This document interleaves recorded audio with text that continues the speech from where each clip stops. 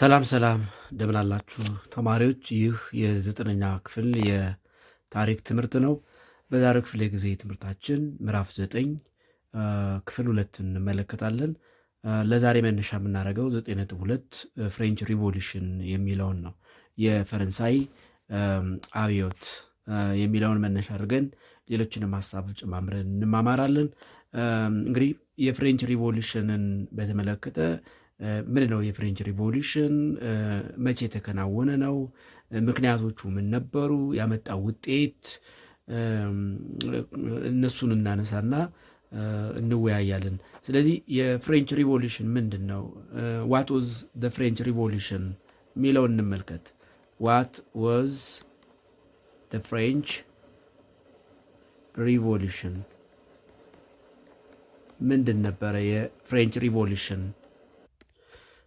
ዋት ዋዝ ዘ ፍሬንች ሪቮሉሽን የሚለውን ስንመለከት እንግዲህ ይሄ የፍሬንች ሪቮሉሽን የሚባለው ኢት ዋዝ ፔሪድ ኦፍ ሜጀር ሶሻል አፕሂቫል በፈረንሳይ ታሪክ ትልቁ የማህበራዊ ንቅናቄ የሚባለው ነው። ኢት ዋዝ ሜጀር ሶሻል አፕሂቫል ኦር movement in history of France በፈረንሳይ ታሪክ ትልቁ ማህበራዊ ሙቭመንት ወይም ሶሻል ሙቭመንት ወይም አፕሂቫል የሚባለው ነው። and it lasted for 10 years ለ10 ዓመት የቆየ ነው። it was lasted for 10 years ለ10 ዓመታት የቆየ ነው። የጀመረው በ1787 ሲሆን ያበቃው በ1799 ነው። it began in 1787 and ended in 1799 ስለዚህ ከ1787 እስከ 1799 ለ10 ዓመት ያክል የቆየ በፈረንሳይ ታሪክ ትልቁ ሶሻል ሙቭመንት ወይም ሶሻል አፕሂቫል ነው። ማን ነው ይህንን ሙቭመንት በዋናነት የመራው ካል በኋላ የዚህ ሙቭመንት ውጤት መሪ የሆነው ወይም የዚህ ሙቭመንት መሪ ያደረገው ናፖሊዮን ነው። the leader of the movement was Napoleon. The leader of the revolution was ናፖሊዮን በኋላ እንግዲህ የአብዮቱ ውጤት ያመጣው ወይም ደግሞ አብዮቱ የመሰረተው መንግስት መሪ ሆኖ የተሾመው ናፖሊዮን ነበር ይሄንን ሙቭመንት የሚመራው። ለምንድን ነው ይሄ ሙቭመንት የተከናወነው ካል it was to overthrow the revolutionary government or the monarchical dictator government. It was held to overthrow the revolutionary government. The revolutionary government was led by dictator monarchies.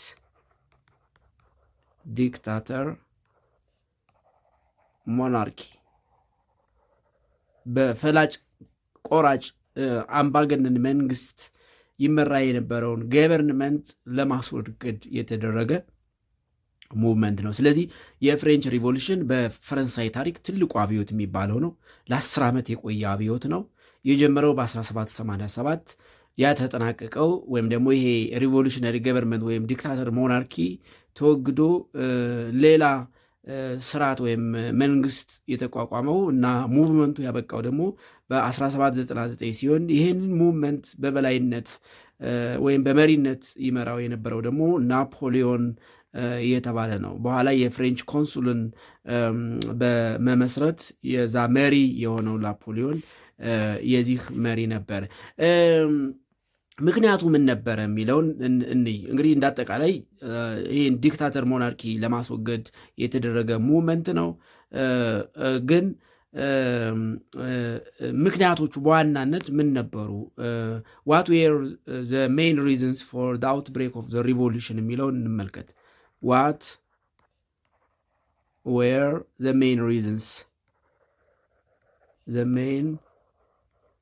ሪዝንስ ፎር the outbreak of French Revolution ምክንያቶቹ ምን ነበሩ?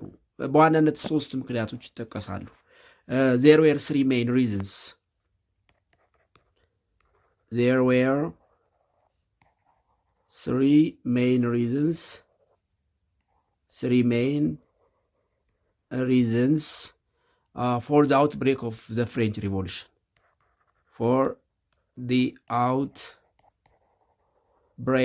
of the French Revolution. ለፍሬንች ሪቮሉሽን ይህ ታሪካዊ ሶሻል አፕሂባል ወይም ሶሻል ሙቭመንት ሜጀር ሶሻል ሙቭመንት ወይም አፕሂባል ኢን ፍሬንች ሂስትሪ የሚባለው ሪቮሉሽን ወይም ደግሞ አብዮት እንዲፈነዳ ወይም እንዲጀመር ያደረጉ በዋናነት 3 ምክንያቶች ይጠቀሳሉ። አንደኛው the French monarchy was bankrupt and autocratic kings were inefficient. የፈረንሳይ ነገስታት ባንክረፕት ስለነበሩ ዘራፊዎች ስለነበሩ the French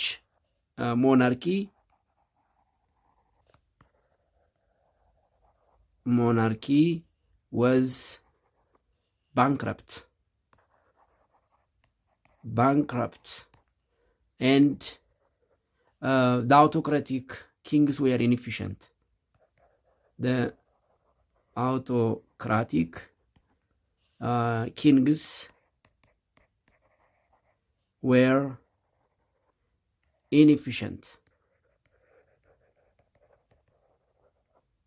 ኢንኤፊሽንት ስለነበሩ ነው። አንደኛ ዘራፊዎች ነበሩ፣ ሁለተኛ መምራት አለመቻላቸው። እንግዲህ የፍሬንች ሪቮሉሽን እንዲጀምር ከሆኑ ከ3 ዋና ዋና ምክንያቶች አንዱ ይሄ ነው። ሁለተኛው የፈረንሳይ ፈላስፎች ተጽዕኖ ነው።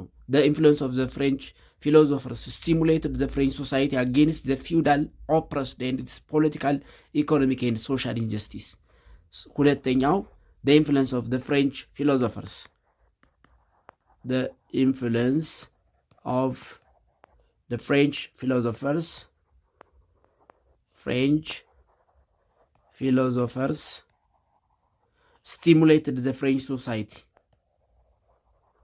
stimulated the French society against the feudal oppression and its political, social and economic injustice. The French society against the feudal oppressions, የፊውዳሉ ጭቆና against the feudal oppression and injustice ፖለቲካዊ፣ ማህበራዊና ኢኮኖሚያዊ ኢንጀስቲስ ኢፍትሐዊነት እንዲቃወም ህዝቡ፣ የፊውዳል ስርዓቱን ጭቆና እንዲቃወም ህዝቡ የፈረንሳይ ፊሎዞፈርስ ማህበረሰቡን በማንቃት ያደረጉት ተጽዕኖ አብዮቱ እንዲጀመር አድርጓል።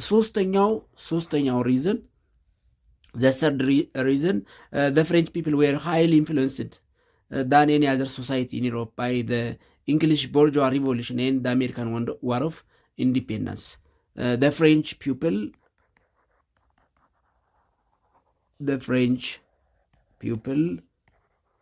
were highly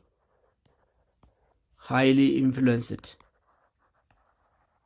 influenced than any society in Europe.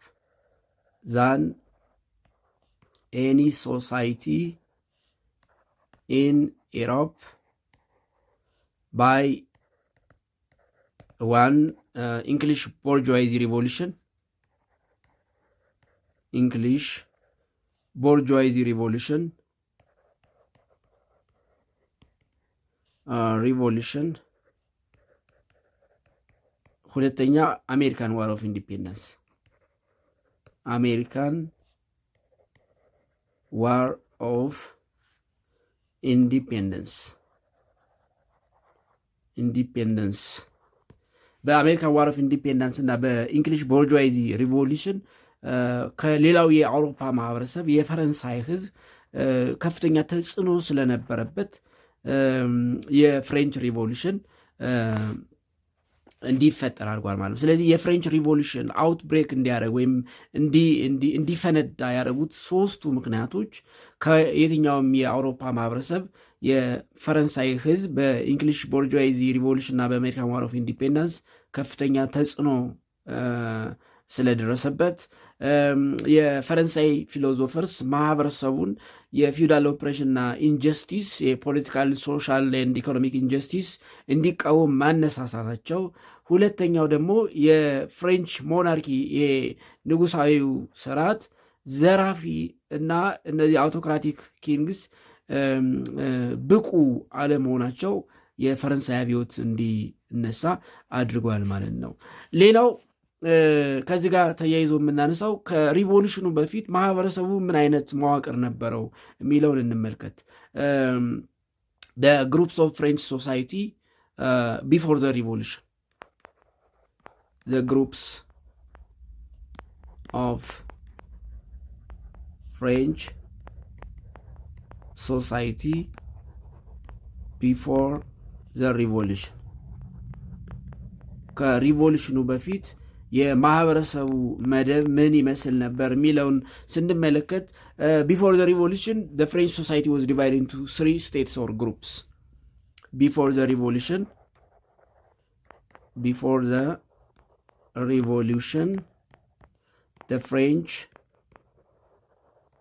the French society was divided into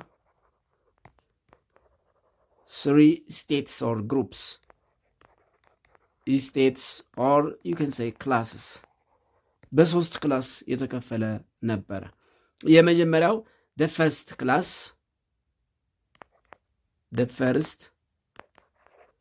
state or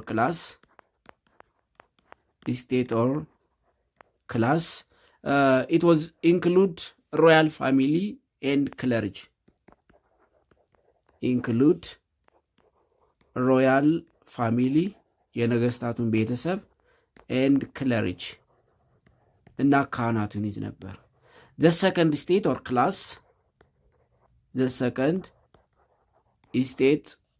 ክላስ ይሄ ደግሞ it was consisted the French nobility consisted of French nobility ልዑላኑን ወይም ደግሞ መኳንንቱን ይዝ ነበር። እንግዲህ ከንጉሱ በታች ያሉ ባለስልጣናቱን ወይም ገዢዎችን መኳንንቱን the lower administrative units እነሱን ይዝ ነበረ። the French nobility ስንል the lower administrative units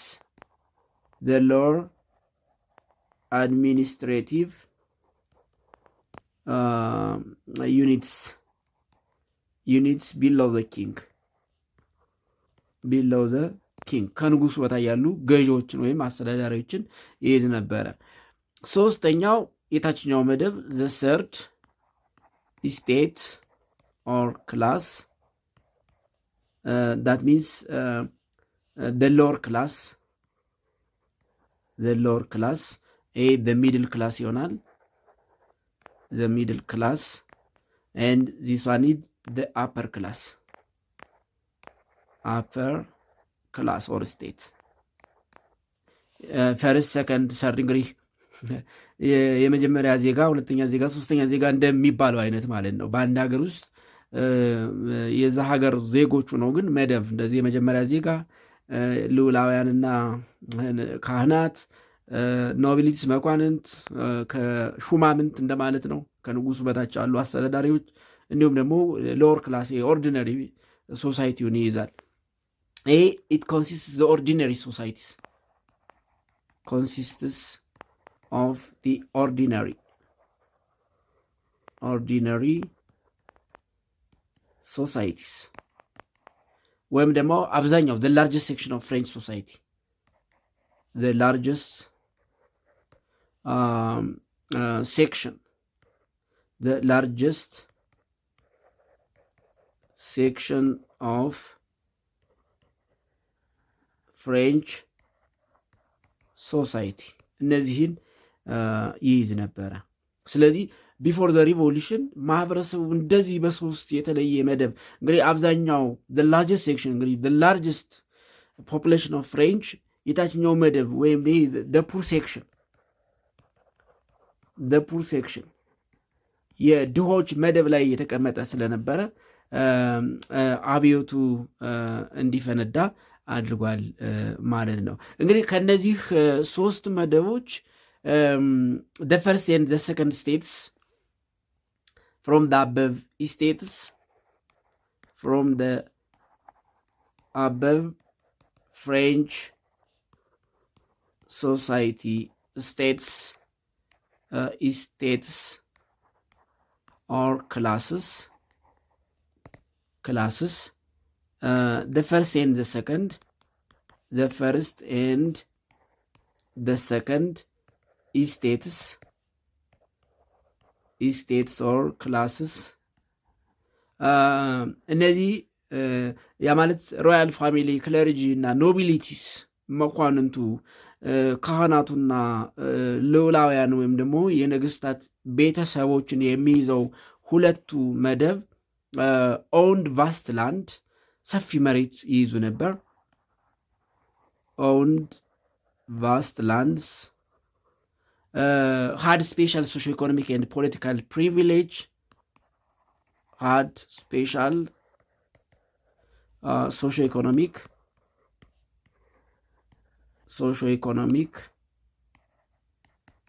and political privileges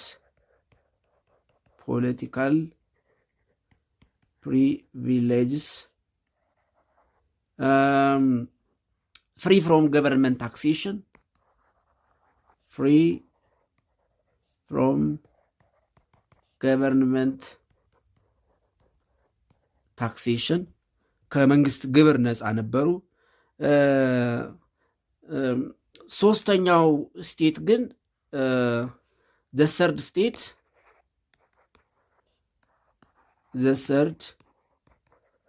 state or class የታችኛው መደብ ወይም the lower class የሚባለው ግን consists peasants and bourgeoisie consists of peasants and bourgeoisie አርሶ አደሮችንና የታችኛውን መደብ ጭቁኑን ይይዝ ነበረ። ኦውንድ ሊትል ላንድ ብዙ መሬት አልነበራቸውም። እንደው አላቸው ከተባለም ትንሽ መሬት ነበራቸው። ኦውንድ ሊትል ላንድ በጣም አነስተኛ ውስን መሬት ነበራቸው። ኤንድ ኢንጆይድ ኖ ሶሻል ኢኮኖሚክ ኤንድ ፖለቲካል ራይትስ ምንም ፖለቲካዊ፣ ማህበራዊ፣ ኢኮኖሚያዊ መብት አልነበራቸውም። ኢንጆይድ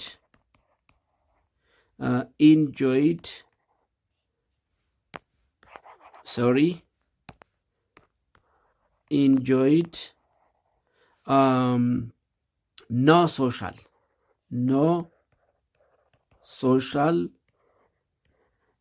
economic and political rights ማህበራዊ፣ ኢኮኖሚያዊ፣ ፖለቲካዊ መብት አልነበራቸውም። ፔድ ሄቪ ታክስስ ከፍተኛ ታክስ ይከፍሉ ነበር። paid heavy taxes, was highly exploited by the French government. Was highly exploited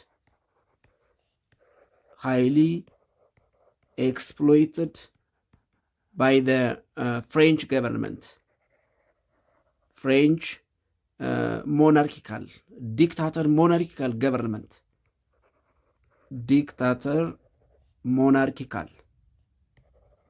monarchical government በእነሱ በብዙ ይበዘበዙ ነበሩ። አብዛኛውን ህዝብ ነው የሚይዙት። ድሆች ናቸው። ፔዛንስ ኤንድ ቦርጆይዚ የሚባለውን ግሩፕ ይይዛሉ።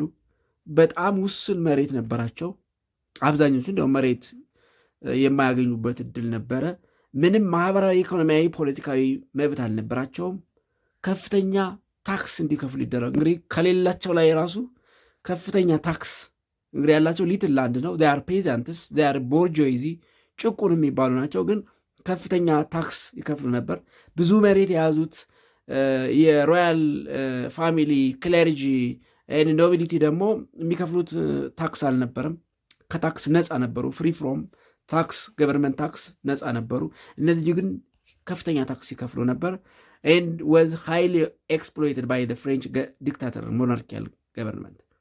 በብዙ የአምባገነን ንጉሳውያን የፍሬንች መንግስት ወይም ነገስታት በብዙ ይጨቆኑ ነበረ ማለት ነው። እንግዲህ እንዲህ አይነቱ አድሎና ክፍፍል በፈረንሳይ ታሪካዊ የሚባለውን ሜጀር ሶሻል ሙቭመንት ወይም አፕሂቫል ወይም ደግሞ በታሪክ የፍሬንች ሪቮሉሽን የሚባለው ለ10 ዓመት የቆየውን ሪቮሉሽን እንዲነሳ አድርጓል ማለት ነው።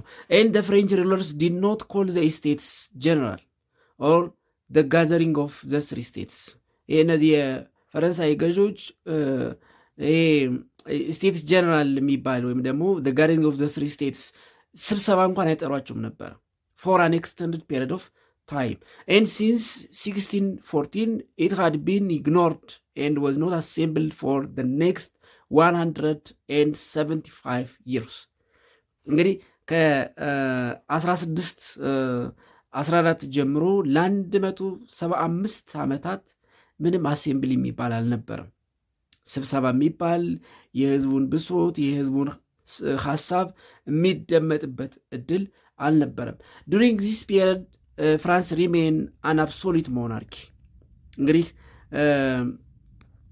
since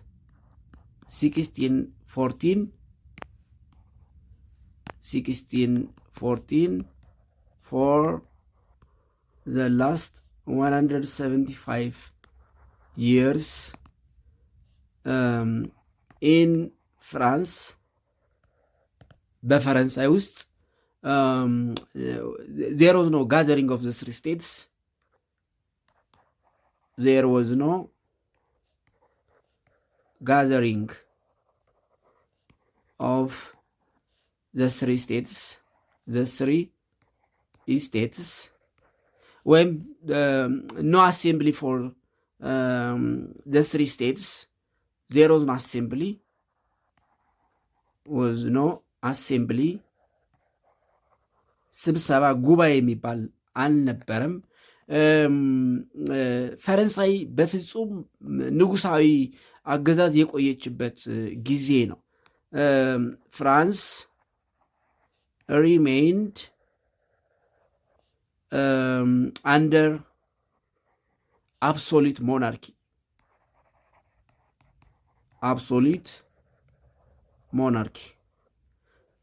በፍጹማዊ ንጉሳዊ አገዛዝ የቆየችበት ጊዜ ነው። this meant power was concentrated in the hand of individual monarchy. Power was concentrated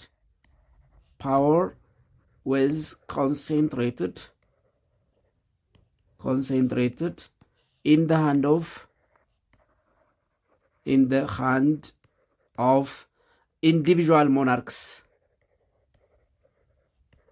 individual monarchs. እነዚህ ግለሰባዊ ንጉሶች ወይም ነገስታቱ እጅ ላይ ስልጣን የተከማቸበት ይሄ ኮንሰንትሬሽን ኦፍ ፓወር ኢን ዘ ሃንድ ኦፍ ኤ ፊውስ በጥቂቶች እጅ ስልጣን የነበረበት ጊዜ ነው ማለት ነው።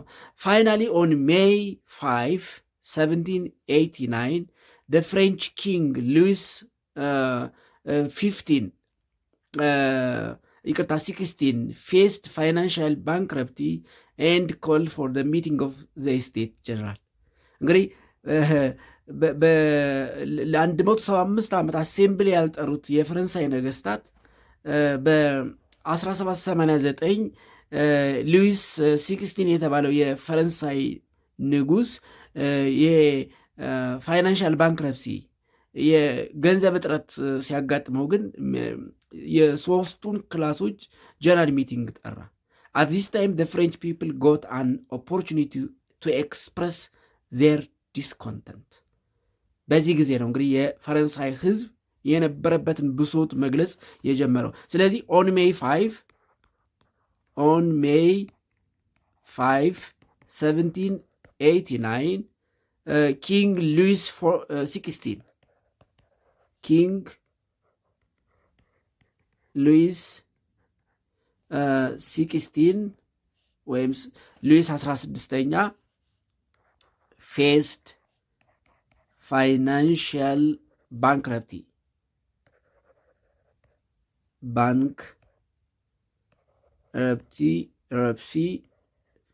and called general meeting of the three states and called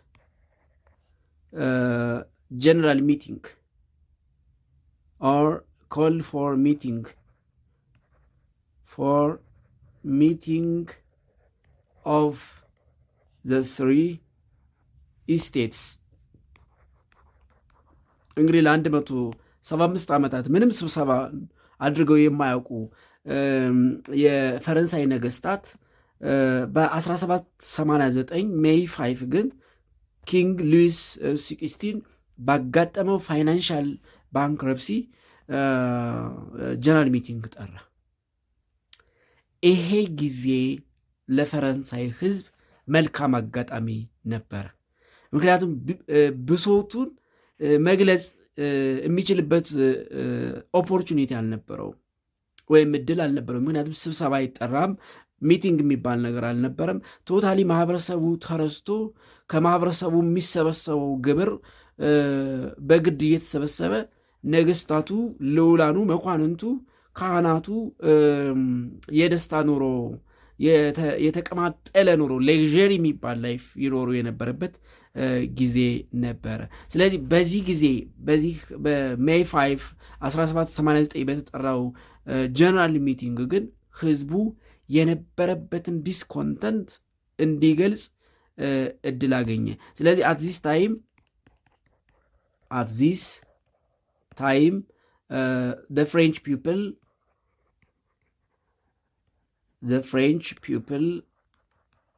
got an opportunity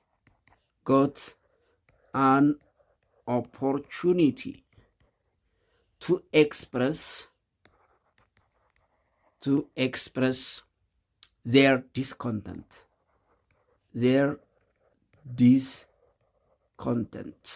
የነበረባቸውን ብሶት የሚገልጹበት እድል አገኙ። when the States General meet on May 5 1789 conflict broke out between the three states and this lead to ይሄ ወደ ምን አመራ ማለት ነው? lead to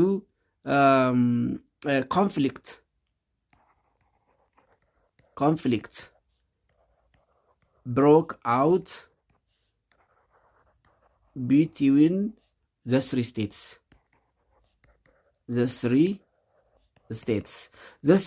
ሲባል ፈርስት ኤንድ ሰከንድ ስቴትስ ቨርሰስ ዘ ሰርድ ስቴት ማለት ነው። በሁለቱ መካከል ምን ተፈጠረ ማለት ነው? ኮንፍሊክት ብሮክ አውት ቢኮዝ ኦፍ ኦፕሬሽን ምንድነው? ጭቆና አድሎ እንግዲህ እነዚህ በጣም ሌክዠሪ የሚባል የቅንጦት ህይወት የሚኖሩ ግሩፖች ናቸው። ዘ ፈርስት ኤንድ ሰከንድ። ምክንያቱም አብዛኛውን ኢኮኖሚ የተቆጣጠሩት እነሱ ናቸው። ታክስ አይከፍሉም። አብዛኛውን መብት ኤክሰርሳይዝ የሚያደርጉት እነሱ ናቸው። መብት ያላቸው እነሱ ናቸው። ደግሞም በጣም ጥቂቶች ናቸው እነዚህ። ሰርድ ስቴት የሚባለው ግን አብዛኛውን ማህበረሰብ የሚይዘው ነው። ላርጀስት ሶሳይቲ ወይም ደግሞ አብዛኛውን የማህበረሰብ ክፍል የሚይዘው ነው። ግን መሬትን ብዛም የለውም። ከፍተኛ ታክስ ይከፍላል። ፖለቲካዊ፣ ማህበራዊ እና ኢኮኖሚያዊ መብት የለውም። ስለዚህ በሁለቱ መካከል ኮንፍሊክት ተፈጠረ ማለት ነው። ምክንያቱም ለመጀመሪያ ጊዜ ነው ህዝቡ እንግዲህ አሴምብሊ ይሄ ጉባኤ ላይ ተገኝቶ ብሶቱን መግለጽ የጀመረው። ይሄንን ብሶት መግለጽ ሲጀምር እንግዲህ በምቾት የነበሩ የማህበረሰብ ክፍሎች ነገስታቱ፣ ካህናቱና መኳንንቱ ምቾት አልተሰማቸውም ማለት ነው። እንዲህ ነው መሀይም ገዢዎች፣ ደናቁርት ገዢዎች፣ ይቅርታ ለምጠቀመው ቃል፣ ማህበረሰብን የሚንቁ ማህበረሰብን የሚበዘብዙ አእምሯቸው የተደፈነ ነገስታት ችግራቸው ሲነገራቸው ችግራቸውን መቀበል አይፈልጉም። እንዲያውም ችግሩን፣ ጉድለቱን፣ ገመናውን ያወጣበትን ማህበረሰብ ለማጥፋት ጦርነት ያውጃሉ እንጂ ችግራቸውን ለመፍታት ጥረት አያደርጉም። ብዙ ጊዜ የእርስ በርስ ጦርነት በሀገራቱ ውስጥ የሚፈጠረው ለምሳሌ ኢትዮጵያን በዚህ ወቅት መውሰድ እንችላለን። ላለፉት 5-6 ዓመታት ኢትዮጵያ በእርስ በርስ ጦርነት በተለያዩ የሀገሪቱ ክፍሎች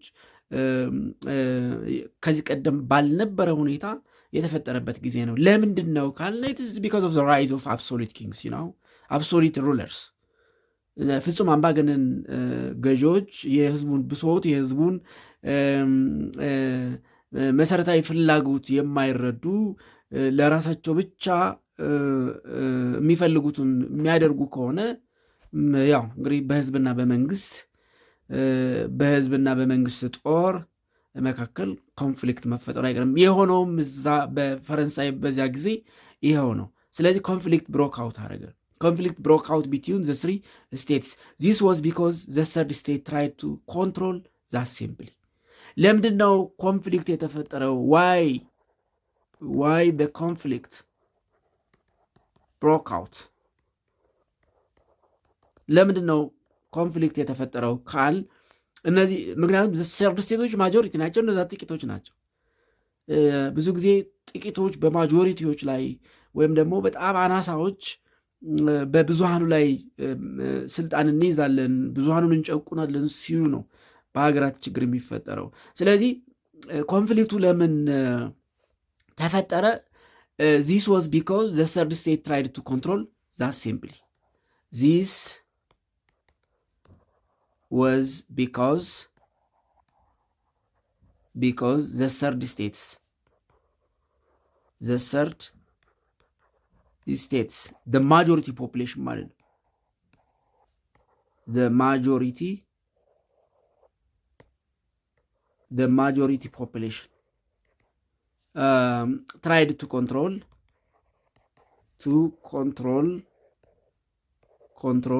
the assembly.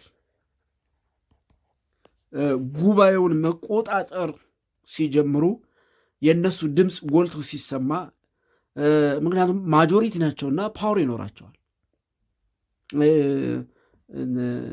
ምንድነው በአንበሳ የሚመራ ከበግ መንጋ ምንድነው በበግ ከሚመራ የአንበሳ መንጋ ይልቅ በአንበሳ የሚመራ የበግ መንጋ ያሸንፋል ይባላል። ብዙሃኑ እውነተኛ መሪ ሲመራ አሸናፊ እንደሚሆን እርግጥ ነው። ምክንያቱም ሰርድ ስቴት ላይ ያሉት ማጆሪቲ ናቸው። አብዛኛው ማህበረሰብ ሰርድ ስቴት የታችኛው የድሃው ክፍል ውስጥ ነው የሚመደበው ወይም ደግሞ የተመደበው። ስለዚህ እነዚህ ሲደራጁ፣ ድሆች ሲደራጁ ኃይል አለን የሚሉትን ያንበረክካሉ።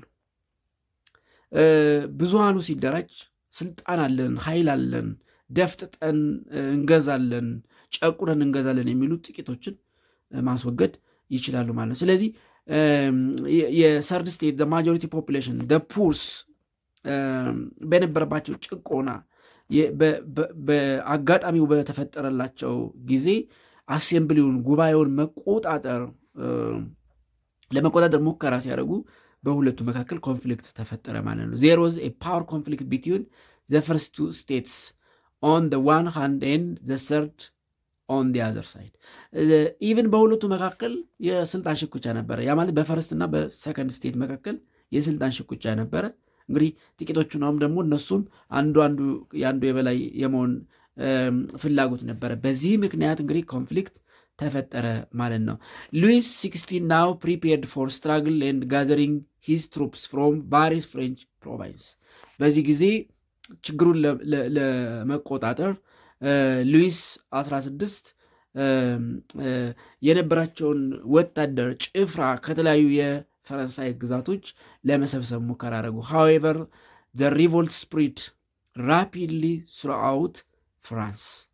ከዚህ ጊዜ ጀምሮ ፍሬንች ሪቮሉሽን ጀመረ ማለት ነው። ዚስ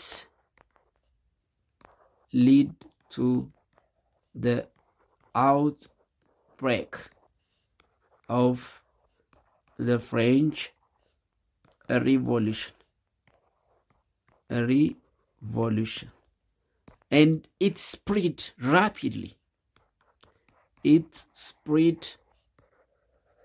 rapidly. Throughout France.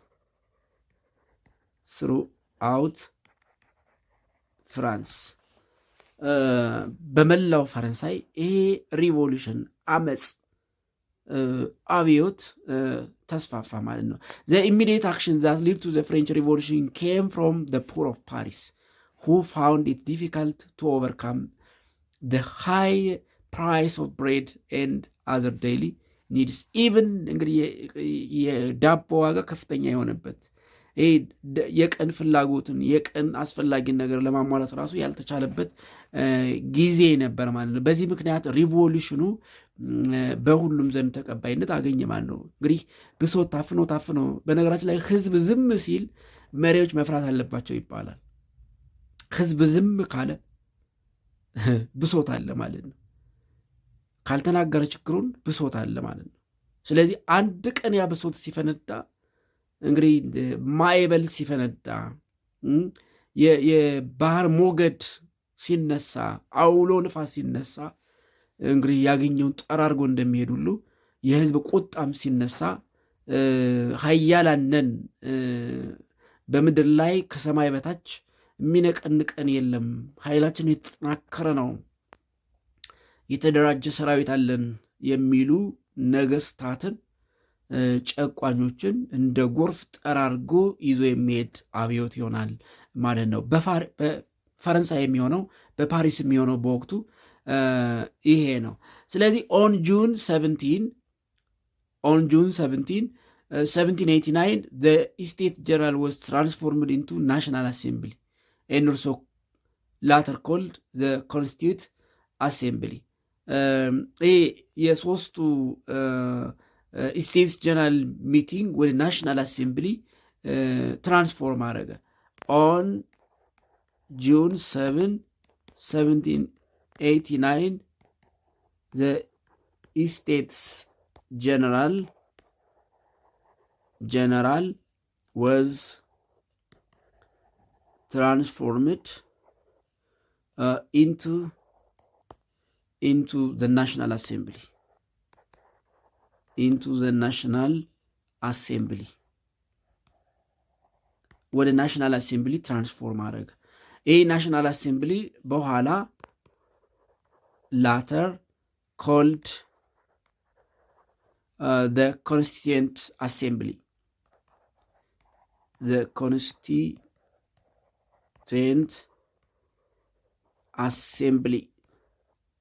ተብሎ ወደ ጠራው አሴምብሊ ይሄ አገር አቀፍ ጉባኤ እንዲያድግ ሆነ ማለት ነው። ኦን ጁላይ 14 1789 they stormed the royal castle and prison of Bastille። እንግዲህ ይሄ አብዮት እያደገ መጥቶ ኦን ጁላይ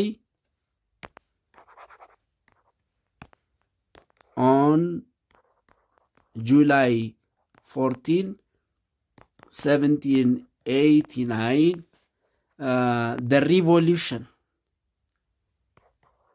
the revolution stormed the royal castle, የነገስታቱን ቤተ መንግስት and the prison of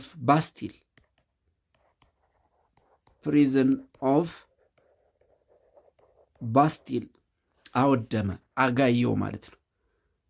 ስለዚህ እንግዲህ አሁን ወደ ተግባር እንግዲህ ከድምፅ ተቃውሞ ወደ ተግባር የነገስታቱን መኖሪያ ቤት ካስትል እንዲሁም የባስቲልን ማጎሪያ ቤት ያው ጨቋኝ መንግስታት ወደ ስልጣን ሲመጡ ሀገሪቱ የሚኖራት ማሰልጠኛ ቦታ አይደለም። የሀገራት ታሪክ ነው። ይህ አክቹዋሊ አምባገነን መንግስታት ሲመጡ ከማሰልጠኛ ካምፖች ይልቅ ማጎሪያ ቤቶች፣ እስር ቤቶች፣ ወህኒ ቤቶች ይበዛሉ። ስለዚህ በጁላይ 14 1789 የፈረንሳይ አብዮት የሮያል ካስትልና የባስቲል ፕሪዝንን ወይም ደግሞ ወህኒ ቤት ወይም እስር ቤትን አጋየው ወይም ደግሞ አወደመው ማለት ነው። the event is often called storming of the Bastille ይባላል። እንግዲህ ይሄ ኢቨንት በታሪክ is often called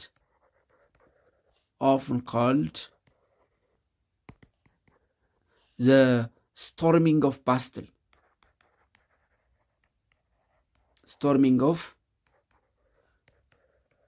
Bastille, እየተባለ ይጠራል። storming of the Bastille እየተባለ ይጠራል።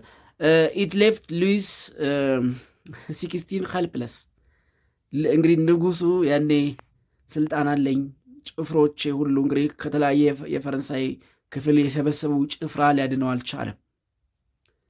ንጉሱ ብቻውን ቀረ። he could not use his army because he was unsure about their loyalty። አይደለም ህዝቡን ሰራዊቱን ማዘዝ እንኳን አልቻለም። ሰራዊቱ ታማኝ መሆኑን እንኳን እርግጠኛ አልነበረም። and the king became helpless። the king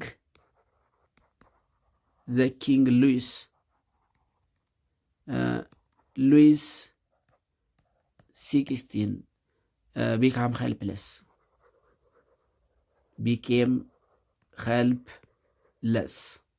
የሚያግዘው እንኳን አልነበረም። ህዝብን የጨቆኑ መጨረሻ ላይ ብቻቸውን የሚቀሩት ከተሳካላቸው ይሰደዳሉ፣ ካልተሳካላቸው ግን የጨቆኑት ህዝብ ዘመናቸውን ሁሉ እንዲጸጽታቸው አድርጎ ይበቀላቸዋል። በኢትዮጵያም ታሪክ የሚታወቀው ይሄ ነው። አምባገነን መሪዎች በህዝብ ተከብረው አርጅተው ህዝብ አልቅሶ ቀብሯቸው አያውቅም። እነሱን በገለበጡ ገዢዎች ወይ ይረሸናሉ፣ ወይ ታንቀው ይሞታሉ፣ ወይ እስር ቤት በስብሰው ያንን የቅንጦት ዘመናቸውን በትውስታ እንዲያሳልፉ ሆነው ይሞታሉ። የአምባገነኖች መጨረሻ ሁልጊዜ እንደዚህ ነው። ሞሮቨር ሜኒ ኦፍ ዘ አሪስቶክራሲስ ዌር ናው ፍሊንግ ፍራንስ። እነዚህ ገዢዎች ፈረንሳይን እየለቀቁ ተሰደዱ። ኦን ጁን 1791 ሉዊስ 16 and his family tried to escape from France. However, they were recognized in a small town called Varennes and taken back as prisoner to the capital. ይኸው ነው። በጁን 1791 ንጉሱና ቤተሰቦቻቸው ከፈረንሳይ ለማምለጥ ሞከሩ፣ ግን አልቻሉም። በትንሽ ከተማ ቫሬንስ በምትባል ትንሽ ከተማ ተይዘው ወደ ፓሪስ ወዳለው እስር ቤት እንዲመለሱ ተደረገ። ዚስ ኤፒሶድ ኢዝ ሪሜምበርድ አዝ ዘ ቫርኒስ ክራይሲስ እየተባለ ይጠራል። ይህ ሙቭመንት በኋላ ዘ ኪንግ ትራይድ ቱ ኢስኬፕ ፍሮም ፍራንስ፣ ነገር ግን ማምለጥ አልቻለም። ወደ ካፒታል ፕሪዝነር ወይም ደግሞ ወደ ዋና ከተማ ወደ ፓሪስ እስር ቤት እንዲመለስ ተደረገ። ይሄ ጊዜ ኤፒሶድ ምን ይባላል? ዚስ ኤፒሶድ ማለት ወይም ደግሞ ይሄ ሁነት ምን ተብሎ ይጠራል? ቫርኒስ ክራይስ እየተባለ ይጠራ ማለት ነው። ዘ ፍሬንች አሴምብሊ ኪፕ ዘ ኪንግ አዝ ኤ ሲምቦል አንቲል ሂ ሳይንድ ዘ ኒው ኮንስቲቱሽን ኢን ሴፕቴምበር 1791። ነገር ግን ምንም እንኳ ንጉሱ ወደ እስር ቤት ቢወሰዱም አልተገደሉም። እስከ 1791 መስከረም አዲሱን ህገ መንግስት እስከሚፈርሙ ድረስ እንዲቀመጡ ተደርገዋል። As soon as the State General had transformed itself into the National Assembly, it began to undertake several reforms. The greatest political achievement of the French Revolution were affected from 1789 to 1791. በተለይ ከ1789 እስከ 1791 በነበረው ጊዜ የፍሬንች ሪቮሉሽን ከፍተኛ ፖለቲካል አቺቭመንት አግኝተዋል ወይም ደግሞ ፖለቲካዊ ግብ አድርጓል። ከነዚህ ውስጥ እያንዳንዳቸውን ብንመለከት the political achievements of the French Revolution, the political achievements of the French Revolution from 1789 to 1791 ከ1789 እስከ 1791 የነበረውን ፖለቲካል አቺቭመንት ይሄ አብዮቱ ያመጣው ወይም ያሳካውን ፖለቲካል አቺቭመንት ብንመለከት ለምሳሌ the first achievement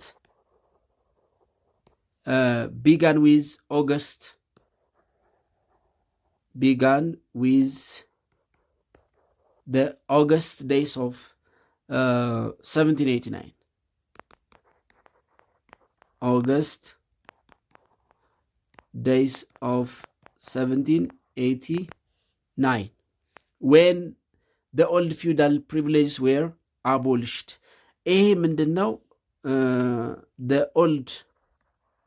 when the old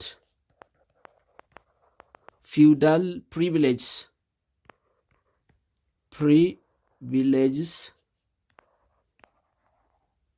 were abolished.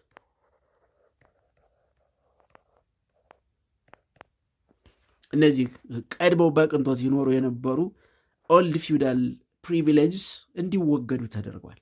ይሄ አንዱ አችመንት ነው። ሰከንድ ሶስተኛው አችመንት የሚቅርታ ሁለተኛው ሰከንድ አቺቭመንት ኦፍ ዘ ሪቮሉሽን ምንድን ነበረ? ናሽናል አሴምብሊ ዲክሌር ዘ ራይት ኦፍ ማን ኤንድ ኦል ሲቲዝንስ ኢን ኦገስት 1780። ሁሉም ሰው መብት አለውና እኩል ነው የሚለውን አወጁ። ስለዚህ ሁለተኛው አቺቭመንት ምንድን ነው? ዘ ናሽናል አሴምብሊ ዲክሌር ዘ ናሽናል Assembly declared the rights of man,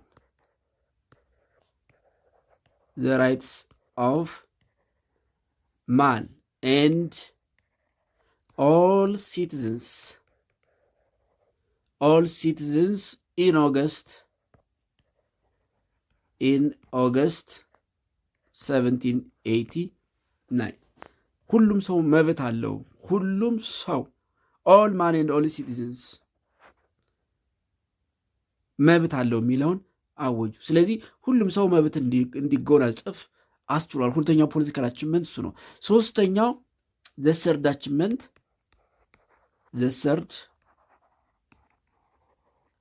አቺቭመንት ሶስተኛው አቺቭመንት ምንድን ነው?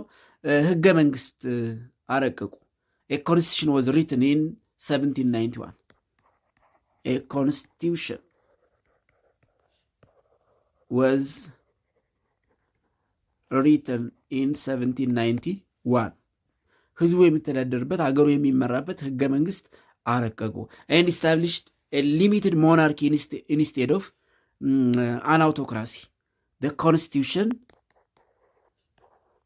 the constitution established a limited monarchy. A limited monarchy instead of an autocracy. አምባገነናዊ ከሆነ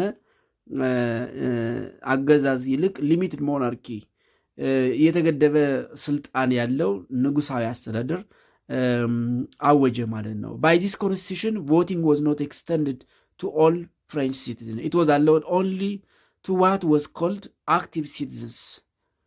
አክቲቭ የተባሉ ዜጎች ድምፅ እንዲሰጡ ተደርጓል። which means those who paid tax ማለት ነው። ታክስ መክፈል የሚችሉ ሁሉ እንግዲህ ታስታውሱ ከሆነ የሶስቱን ስቴቶች ወይም ክላሶች ቢፎር ዘ ሪቮሉሽን ስናይ ግብር ይከፍል የነበረው ሶስተኛው ስቴት ብቻ ነው። ፈርስት ኤንድ ሰከንድ ስቴት አይከፍሉም ነበር።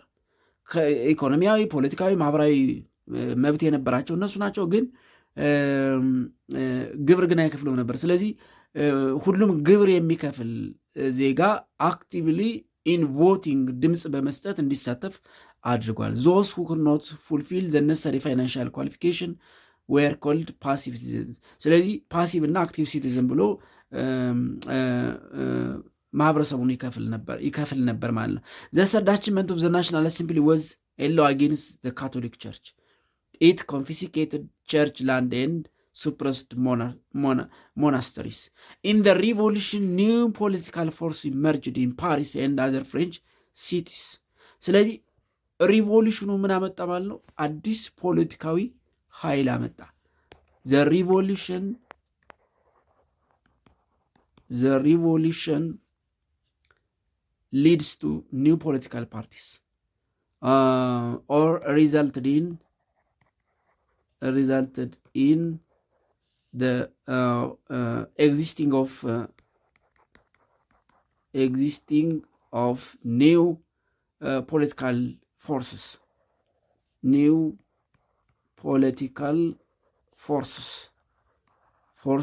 in Paris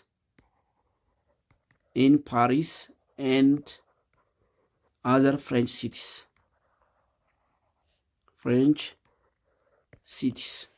In Paris and other French cities new political force እንዲፈጠር አድርጓል። This political group started to play the role of political parties since they emerged in 1789 to 90. That means 1790. The leadership of the French Revolution belonged to this political group. A political group ወይም political force ሪቮሉሽኑን መምራት ጀመረ ማለት ነው። ወይም ደግሞ ሪቮሉሽኑን የመምራት ኃላፊነቱን ወሰደ። There was disagreement between the leaders of the revolution, as some were moderate while others were radical. These revolution leaders were under siege in 1792. The king could still serve as the center of plot for the royalists counterattack and damage the revolution. ነገር ግን ንጉሱ እስካሁን ይህንን ሪቮሉሽን ለማኮላሸት ይህን አብዮት ለማጨናገፍ እና ደግሞ ለማጥፋት ሙከራ ያደርግ ነበር። ሚንዋይል አውስትሪያን ፕሩሺያ ዌጅድ ዋር አጌንስት ፍራንስ። በዚህ ጊዜ አውስትሪያና ፕራሺያ በፈረንሳይ ላይ ጦርነት አወጁ። ሳፖርቲንግ ዘ ፍሬንች ሞናርኪ። ኢን አፕሪል 1792 ፍራንስ ዲክሌር ዋን ኦን አውስትሪያን ፕራሺያ። ዘ ፍሬንች ፒፕል ሄሮይካሊ ፎት አጌንስት ዚስ ኤክስተርናል ፎርስ።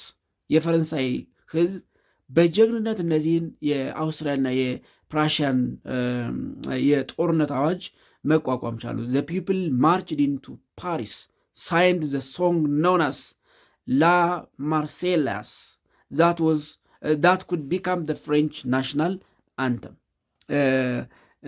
ማህበረሰቡ ወይም ህዝቡ ፓሪስ ላይ ተሰብስቦ ላ ማርሴላስ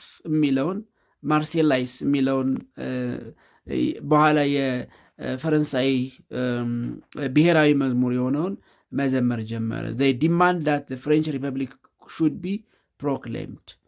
The French army defeated the enemy's forces at the Battle of Valmy on September 29, 1792. 2 days later, France was proclaimed a republic. Louis XVI was put on trial in December 1790, found guilty and executed on January 21, 1793. In February 1793, France again faced the joint military force from Britain, Austria, Prussia, Holland, Spain, Sardinia, and other Italian states. This anti-French coalition continued the earliest Austro-Prussian attempt to restore the French monarchy. ነገር ግን የቀድሞውን የሉዊስ 16 የፍሬንች ሞናርኪን ለመመለስ ሌሎች ሀገራትም በፈረንሳይ አብዮት ላይ ተነሱ። ነገር ግን አልተሳካላቸውም። በኋላ የዚህ አብዮት ውጤት የሆነውን ናፖሊዮንን የሪቮሉሽኑ መሪ በማድረግ እና የመጀመሪያው ከሪቮሉሽኑ በኋላ የፈረንሳይ ገዢ ወይም አስተዳደር በማድረግ የፈረንሳይ አብዮት በ1799 እንዲጠናቀቅ አድርገዋል ማለት ነው። እንግዲህ የፈረንሳይ ታሪካዊ አብዮት ይህንን በመሰለ መልኩ በታሪክ የተከሰተ የአምባገነን ንጉሳዊ አስተዳደር የወለደው ሪቮሉሽን ነበረ ማለት እንችላለን ማለት ነው። ኢትስ ኦል አባውት the French Revolution. Next time we'll see another topic. Until then, thank you for listening. See you.